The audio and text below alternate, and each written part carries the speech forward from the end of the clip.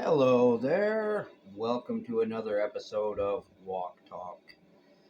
The fact about the shield that is known as the WOK, WOK, for lost loved ones. Um, that name took me a long time to come up with. Well, thinking about it, I realized that Captain America's shield doesn't really have a name. It's just Captain America's shield, which is weird because most things in comic books have like an interesting name or like a punny name like Batarang. Um, but yeah, I was thinking about calling it the Canadian Shield or the Shield for Lost Loved Ones. I was thinking about calling it the Sumo Shield because I got really into the whole idea of doing sumo stuff for a while, but that didn't really make sense. But I was thinking about putting a yin yang symbol on. I didn't know what I was going for. I'm happy with the walk for lost loved ones because it's a pun, and puns are fun because it is a shield, but it is also functional as a cooking wok. If even though I have already mentioned that fact before. All right, like every episode, we will do 5 shield squats, but now we're not preparing for the 50-mile pallet carry. We are celebrating the fact that this month we finished carrying the pallet 50 miles to Beaver Lodge and back to raise awareness for suicide prevention. Thanks for all your support, everybody. Let's get to these squats. 1, 2, 3, 4, 5.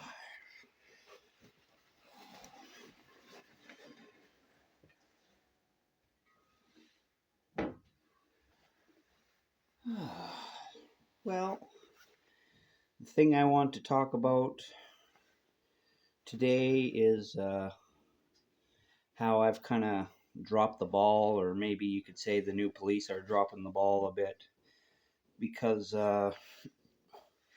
in previous videos I have mentioned how peaceful Grand Prairie has been and how you don't really have to worry about getting hurt out there too much, and I felt pretty safe out there, with the exception of a few occasions.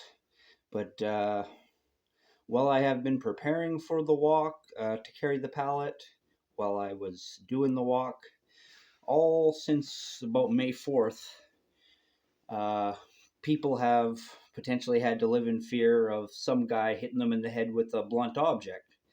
Because there's been this guy who's been identified as riding a bike. He's going on the Muskogee trails and attacking people.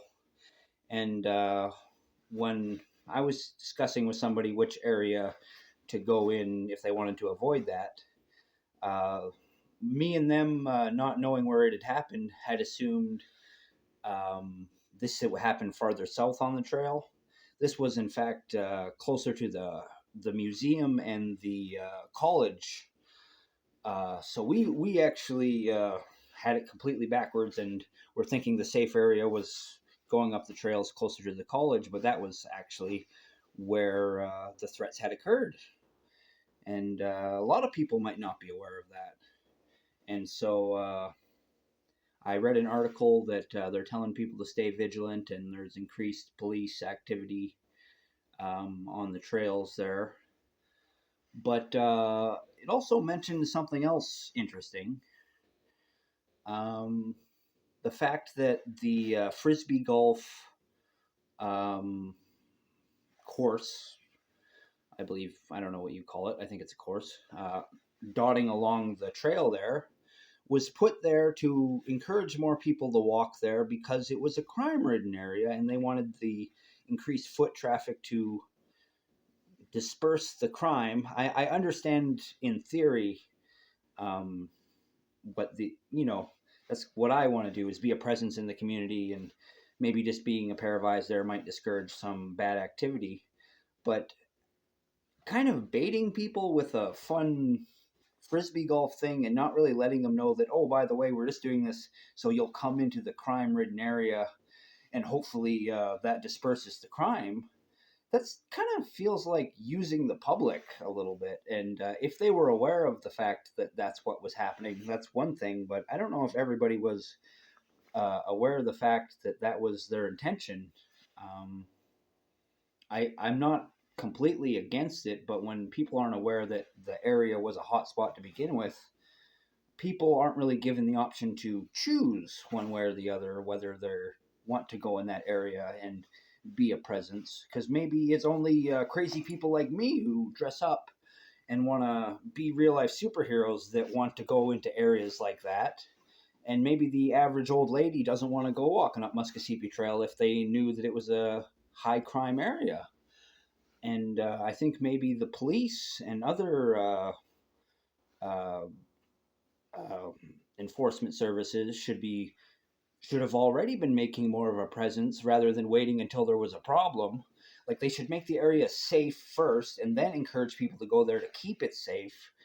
But don't expect people to be the band-aid. Like people are the victim, not the they can be a part of the solution, but they shouldn't be used. That's just kind of how I feel about it. I don't know. It is a good area on the Muskogee Trail, but it like a lot of areas has a homeless population, and people who are trying to get out of the public eye to do drugs will go into areas that are less frequented. And so I do understand the idea of having more presence of people to discourage people from going to those areas. But now there's somebody who's not out to just mind his own business. There's a real criminal out there. And it doesn't matter if you're on Muskogee Trail, never mind that. I've seen photos of a potential suspect going down Main Street holding a piece of steel while riding his bike. And a lot of people are thinking this is the guy who did that. And it doesn't look very good on the new Grand Prairie Police. It really doesn't look good on Captain Canada when somebody's not discouraged from doing something like that. Like, so if anybody feels like I've dropped the ball as a real life superhero, feel free to give me shit because I feel useless, you know? Like, I've been doing my walk to raise awareness for suicide prevention, which is all well and good and makes me feel good.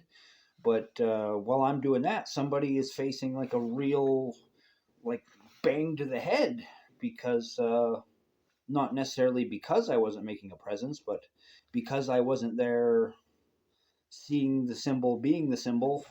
Um, I don't know if my presence would have made a difference or not. So I just want to say that sorry, and I hope this gets resolved. I'm not going to say I'm going to track the guy down and take him down, but I hope this gets resolved, and I will continue to update the public on what the situation is because I feel a lot of people don't even realize there's a threat out there. And I'm sorry that Captain Canada didn't save the day. Um, I also don't want to get hit in the head by a steel pipe, but that's my problem. Um, I am considering my old Bruce Wayne secret weapon of how much does that steel pipe cost, brother? But I don't got the money to go around bidding on people's weapons. But it would be a way to get that weapon out of that guy's hand without potentially having to fight him for it. And but if you do have information on the suspect or other victims, definitely report it to your local police. They are looking for people with video evidence. I think they're having a hard time identifying who it is.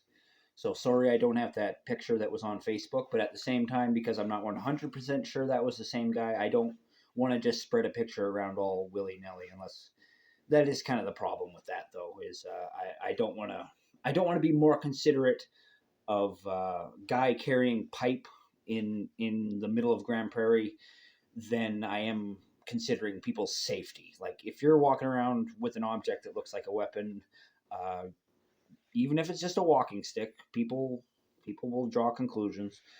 you're kind of in the public eye now, and I don't think it's unfair to put your picture out there and be like, "Is this the guy with the pipe?" Like, I don't know. I'd also heard a little while back I had mentioned um, in a previous video that somebody had gotten hit in the head by what he described as a 2x4. Um, and that was also somebody riding a bike that hit him. But in that situation, the guy who got hit kind of uh, sounded like he might have instigated that a little bit, not to be too harsh on him, but he ran towards the guy aggressively. Where these people on the Muskogee Trail, it sounds like this elderly lady was just attacked. Um, uh, I think they were hit in the head, actually. I should pull up the article. I'll come back with more details on that. I'll do. I could pull it up right now, but that'll take a moment, and I don't want to have silence in the video while I do that. Yeah. I will just say, even if it feels like you're doing something productive, when you're not in one place, you're not doing another thing. And I want to criticize myself because I've said that people who are going on patrol as real life superheroes and not busying themselves with another task like cleaning or cleaning up graffiti, like cleaning up garbage or cleaning graffiti or something. Um, that you're just doing nothing if you're just patrolling looking for trouble. But if I was doing nothing, patrolling looking for trouble, I could have been a witness to a crime, and I could have potentially given evidence or at least extra description to police officers. Or I could even say that maybe if I saw an old lady getting attacked, I'm gonna do something. I think that you don't have to wear a cape to want to intervene in those situations. Any human being should. Well, I understand you don't want to get hurt yourself, but I feel I would have to intervene, and that's not a Captain Canada thing. That's a human being thing. Um, More than anything, I would just want to get the weapon away from that guy so he can't just keep going around whacking people in the head. I would love to get that weapon, bag it up, and give it to the police for evidence. Um, that would be my best case scenario for my intentions right now. Is I want to somehow get a hold of that weapon without going up to this guy and being like, "Here's like I'm gonna ask him, will you sell that for $5? If he'll sell it for $5, maybe I could buy it for $5." And then he doesn't have that weapon anymore, and he has $5. And you can say I'm rewarding bad behavior, but I'm saving myself from a conflict because he's probably not going to give that up if this is his favorite person abusing tool. And you can say I'm a pussy for not just walking up and going, "Give me that shit. I'm Captain Canada. On my authority as Captain Canada, I take this weapon from you because you are a threat to the public." There would be nothing wrong with doing that either. But at the same time, I don't know that he's the guy. He could just be some guy who's also carrying a thing that sure looks kind of threatening, but sometimes wrong place, wrong time. So what do you do? This is where I'm at. I would just like to find anybody carrying a blunt object and likely on a bicycle and see if I can't negotiate them to not carry that around anymore and maybe give that to me. And I don't have Bruce Wayne's secret weapon in abundance, which is money, which I find is great for negotiating. I got an illegal weapon off somebody when I was handing out chocolate bars many months ago now, that he just sold for $20, and it's like, okay, that's off the street now, and I'm not going to say what it is because it was in my possession, and that meant I was in possession of it for a while, but it's dealt with and it's not on the street anymore. It's been disposed of.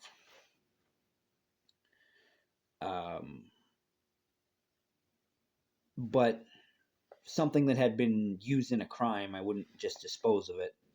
I want to get these blunt objects and bring them to the police and be like, does this match the old lady's head that got hit? Like, I don't know if they're doing that level of investigation, but I would like to think they want some level of evidence. Because how are they, like, what's stopping them from getting the guy right now? Like, if he's walking down Main Street or wherever he is, why aren't the new city police officers all over the place? Like just being a presence everywhere. Like, I don't want to criticize them too harshly because they are kind of still fairly newly incorporated into the city. But I mean, the public is at threat because there's this guy out there, and nobody should feel good about that. If somehow the guy is watching this, please stop. If I can just convince you, please don't hurt anybody anymore. Like, you got nothing to gain from doing that. It's likely you're going to get hurt at this point because people don't fucking like your ass. As Captain Canada, I say, fucking stop it, asshole.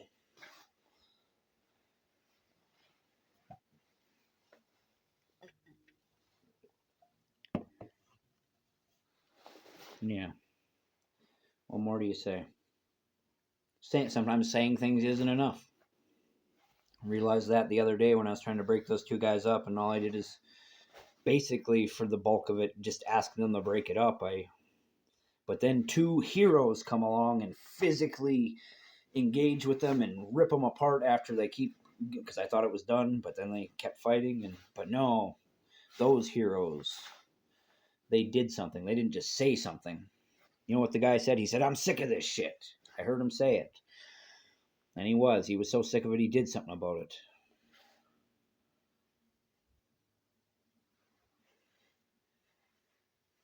Yeah. I don't want a city that fights. I want a city that works. And sometimes it works. Sometimes brave citizens do more than just their part.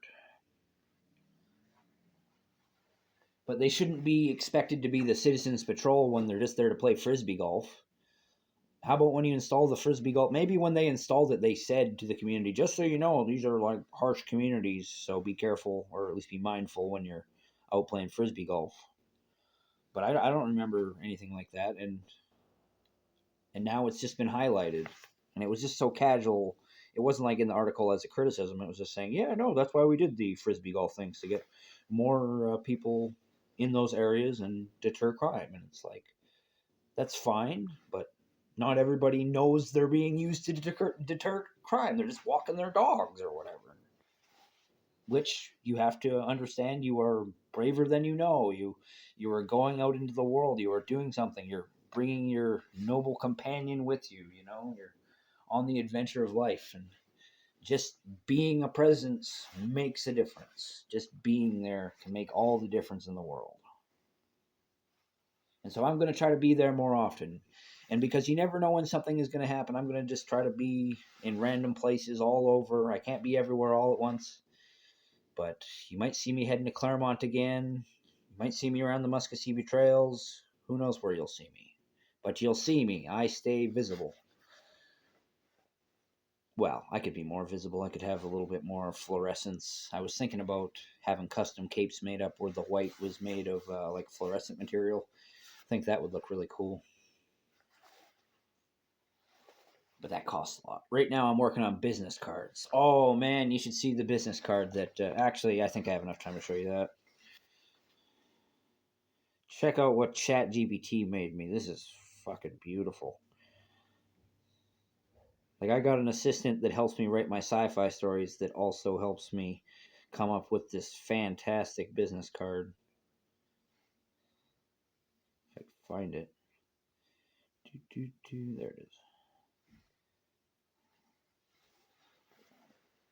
Look at that. I don't know if you can see all the words there because it's kind of hard to focus.